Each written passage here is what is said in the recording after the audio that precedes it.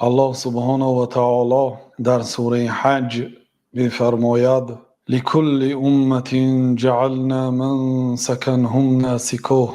برای هر امت شریعت نهادیم تا بر آن عمل نماید. لكل امت جعلنا منسكا ای شریعتا و دینا. برای هر یک امت شریعت و دین دادیم. اصول دینی همه امتها یک است، یعنی الله تعالی را تنها یگانه پرستش کردن، به او چیزی را یا کسی را شریک نآوردن، به خلق الله تعالی نیکی کردن، به آنها ظلم نکردن، این در همه شریعت ها هست. اما مسئله های فقهی در شریعت های پیغمبرها از همدیگر فرق می کند. لكل امت جعلنا منسكا هم ناسکوه. برای هر یک امت شریعت دادیم که آنها طبق آن شریعت عمل میکنند.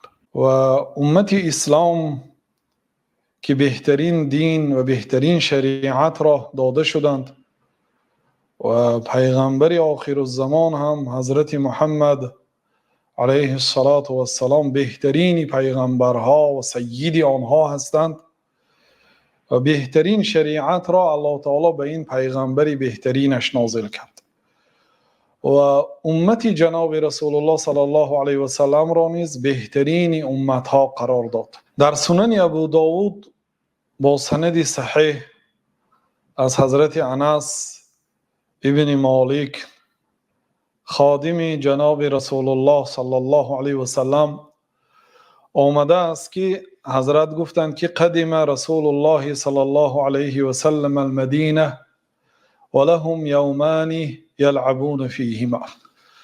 وقتی که جناب رسول الله صلی الله علیه و سلم به مدینه آمدند، اهل مدینه دو روز داشتند، دو عید داشتند، در آن عیدها بازی میکردند، یعنی در زمان جاهلیت به معنای پیش از آمدن دین مقدس اسلام. عربها که دین آسمانی نداشتند، دینشان دین بودایی، بت پرستی بود، هیکل پرستی بود و دینی از علم دور بود، بنابراین زمان جاهلیت گفته میشد. اما اسلام زمان علم است، چون که اولین آیت که به پیغمبر صلی الله علیه وسلم نازل شد اقرأ بود، بخوان. این امت خوانش و دانش است و پیش از آمدن دین مقدس اسلام را زمان جاهلیت گفته وصف میکنند، زمان نادانی، چون که آنها واقعا از علم و از دانش فرسخها دور بودند. وقتی که جناب رسول الله صلی الله علیه وسلم به مدینه آمدند، دیدند که اهل مدینه دو روز عید دارند، در آن روز خرسندی و شادی و بازی میکنند. پس پرسیدند فقال رسول الله صلی الله علیه وسلم ما هذان الیومان. جناب رسول الله صلی الله علیه وسلم گفتند که این دو روزی که شما عید میکنید، شادی و خرسندی میکنید، این چی روز است؟ قالوا كنا نلعب فيهما في الجاهلیه. ما در این دو روز در زمان جاهلیت، یعنی تا آمدن شما، تا آمدن دین مقدس اسلام بازی میکردیم، خرسندی میکردیم. پس رسول الله صلی الله علیه و سلم گفتند که ان الله قد ابدلكم بهما خیرا منهما یوم الاضحى و یوم الفطر. الله تعالی برای شما به عوض این دو روزی بهتر را عوض داد، روز عید قربان و روز عید فطر رمضان. کلمه بدل، علما رحمت الله علیه میگن که والابدال من الشیء یقتضی ترک المبدل منه. وقتی که یک چیز به چیزی دیگر تبدیل داد، این تقاضا میکنند که ترک کرده شود مبدل منه، آنی که پیشتر بود به جای وی که دیگر چیز اومد او ترک کرده شود.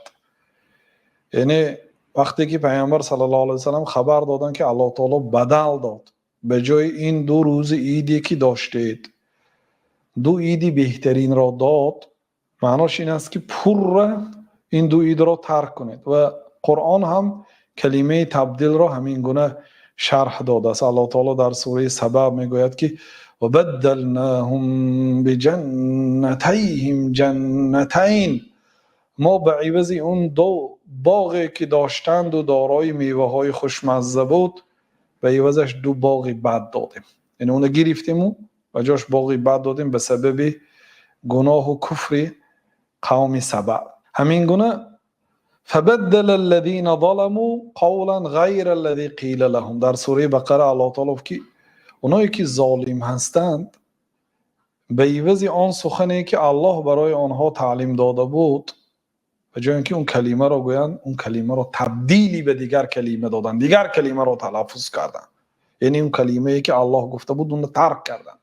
خلاصه کلمه تبدیل به معنای ترک مبدل منه می بیاید.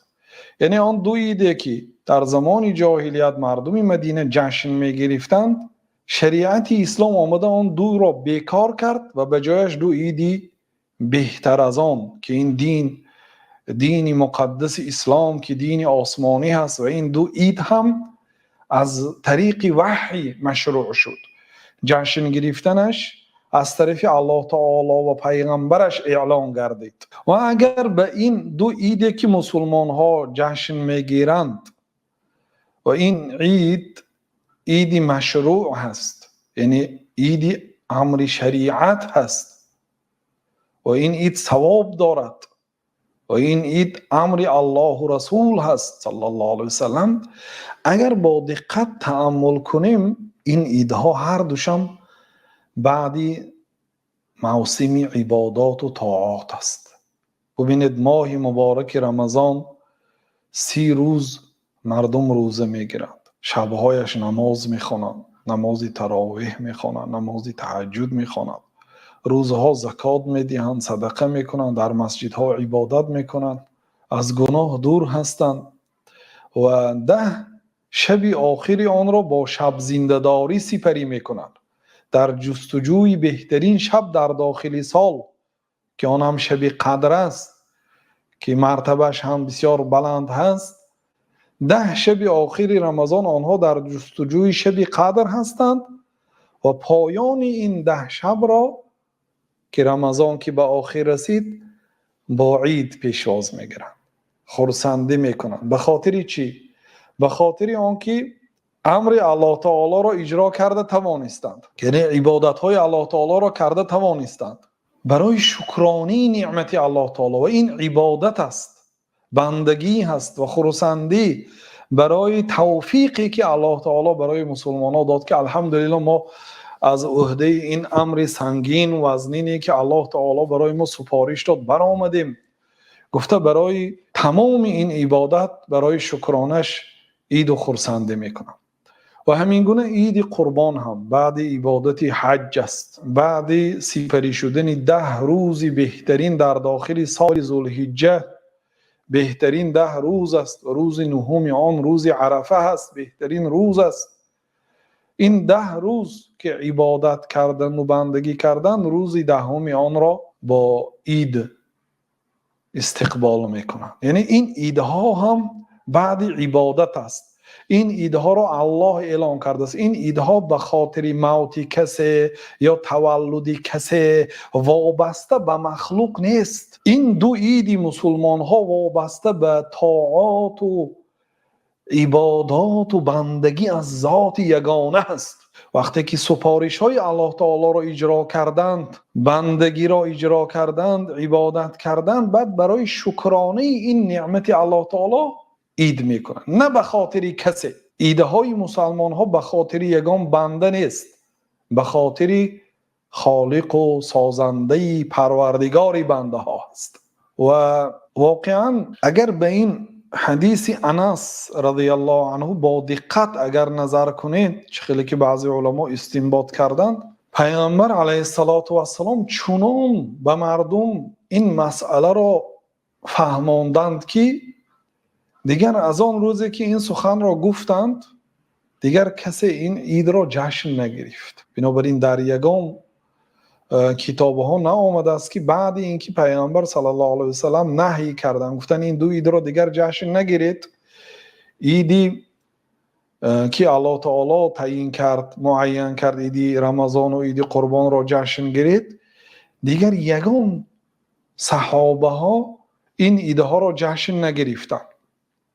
این دلالت میکند که پیامبر صلی الله علیه و سلم بسیار به درجه عالی به مردم این مسئله را فهمانیدند که هست مثلا بعضی گناه هایی که پیامبر صلی الله علیه و سلم نکن گفتند، دروغ نگو گفتند، غیبت نکن گفتند، لیکن مردم باز کردند. یا حقارت و دشنام از مسلمان ها صادر شده بود، گناه ها با وجود اینکه پیامبر صلی الله علیه و سلم آنها را منع کردن اجرا شد. مثلا بودند شخصیت هایی که بعد اینکه عرق حرام شد باز نوشیدند، بعد اینکه مثلا گناه ها معین شد که شریعت فلان فلان عمل ها را اجرا نکنید این گناه هست، گفت اجرا کردند، لیکن در یگان جا ثابت نشده است که آنها عیدی زمانی جاهلیت را جشن گرفته باشند، نه زنها نه کودک ها. یعنی به این نقطه اهمیت دهید. بعد اینکه پیامبر صلی الله علیه و سلم منع کردن از جشن گرفتن تمام انواع عیدها غیر همین دو عیدی که الله معین کرده است، آنها دیگر عیدها را جشن نگرفتند. بنابراین بعضی علما در کتاب‌ها ذکر کردند که بعضی عیدهایی هست که مثلا پادشاه‌ها، سلطان‌ها، امیرها می آیند و میخوان همین جشن را از بین برند، چون که این جشن از دوره‌های سلطان‌های قدیم آمده است.